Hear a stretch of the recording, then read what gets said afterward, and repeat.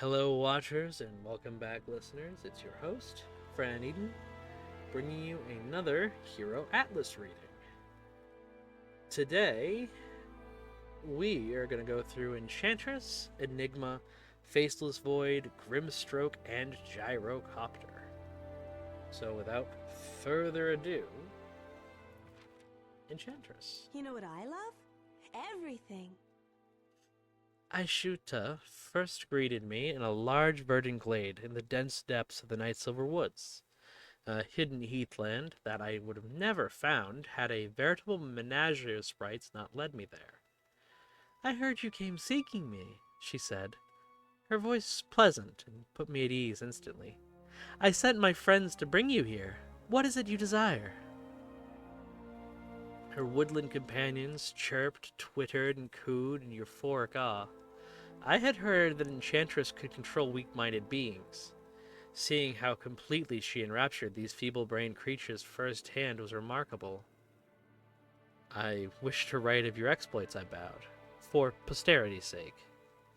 She smiled warmly. Her sing-song voice filled my ears once more. "My story is long and of no import," she cooed, "but the tales of the creatures around us, those are worth hearing." And of course she was right. It was clear that she knew better than your humble scribe. Mistress always knows best. Good kind. Damn.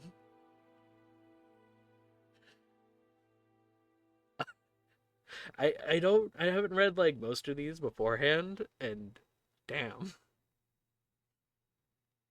I like Enchantress. That's pretty great. From void and shadow, I assemble. Enigma. Stories vary about who or what Enigma is. Cursed alchemist, sentient black hole, the abyss incarnate? I wasn't really eager to encounter any of those. My best lead was a journal by one Jovat Kazran, gifted to me by the son of the alchemist who had gone mad. "Happy to get rid of it," he said, almost apologetically. "I suggest you don't read it." Despite his warning, I tried. I admit the book went over my head. Mostly obscure ruminations on dark magic. It didn't help that the last page was missing. I went looking for a subject matter expert to explain it, which put me on the trail of yet another alchemist named Cedric. I found his lab in an attic open to the stars. Books and bottles were scattered everywhere. Arcane circles were chalked in red on the stone floor, ringed with the stumps of candles, but Cedric was long gone. Dead end, assignment over. That should have been a load off. Instead, I felt a great sense of unease. A book promising immortality with the last page missing? I suspected I wouldn't be the last person to attempt to chase it down. Quippets. From a place beyond time, and time beyond counting. Faceless Void. Given how little we know about beings from the far-flung realm of Klazarim, I decided to study the Faceless Void from a safe distance. Of course, when your subject is known as either Faceless Void or Dark Terror, it's hard to say exactly what qualifies as a safe, if anything, qualifies as a safe distance. Fortunately or unfortunately, I wasn't given much of a choice in the matter.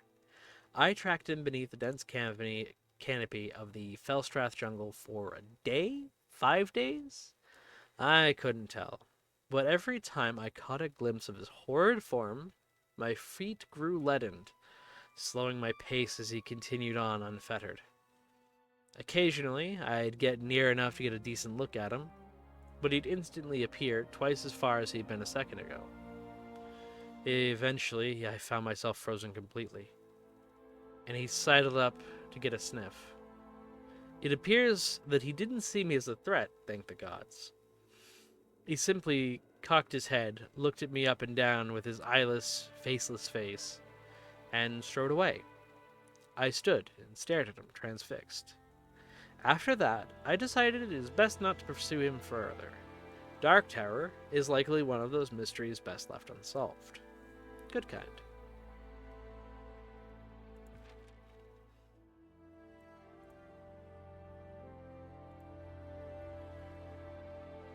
No. Does he not have a... I may be faceless, but I'm not maceless. Long have There it my is. people suffered for my ambitions. Here we go. I was wondering why I wasn't saying anything. Might have just been a slight bug or loading or whatever. I don't know. Grimstroke. In Ashkavor's lifeless central temple lies a runestone blackened with dried ink and old sins. The sort of artifact that quietly screams, "Bad things happened here." Actually, a sacred ritual used to happen. Initiates painted it with magic ink to join their souls to the people, becoming ascended ones. Until Grimstroke saw opportunity where others only saw tradition. He upgraded the ink, seeking to enhance its powers and by extension his own. Anyone caught in the process brought it on themselves. That's how he rewrites history. Now, to strip off the coats of self-aggrandizing spin, hungry to ascend higher, he spiked his inks with forbidden ichor. Bad idea, it was forbidden for a reason. He saved his skin by turning all of Ashkavor into monstrous shadows, crossing out his entire civilization with a single stroke. Those are the basic facts. I'm sure he'd love for me to gush about his grandiose designs to redraw the world in his image. I won't. Enough ink has been spilled on Grimstroke's behalf already. Forbidden. And lastly, Gyrocopter. The keen folk love nothing more than to blow things up.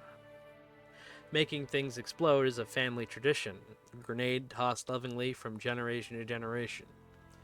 It's a source of pride among the keen to invent new law of detonation. Somehow, Ariel managed to set his goals even higher than that.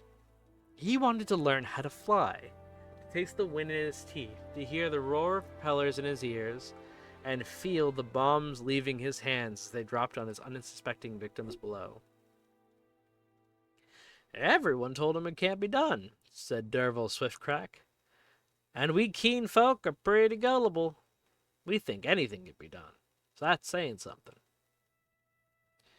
And then, one day, Aurel was simply gone. Workshop lay silent, a set of propeller blades leaning against the wall next to a sad pile of undetonated bombs. Around the tavern fires, the talk turned mean. The fool must have exiled himself out of shame. The next morning, when the looming shadow passed over the square for the first time, nobody even knew enough to scatter. And then something fell from the sky, followed by another something, followed by a lot of somethings. Good kind. That's our 5 for today. Thank you so much for listening, and we'll be back next time. Have a good night.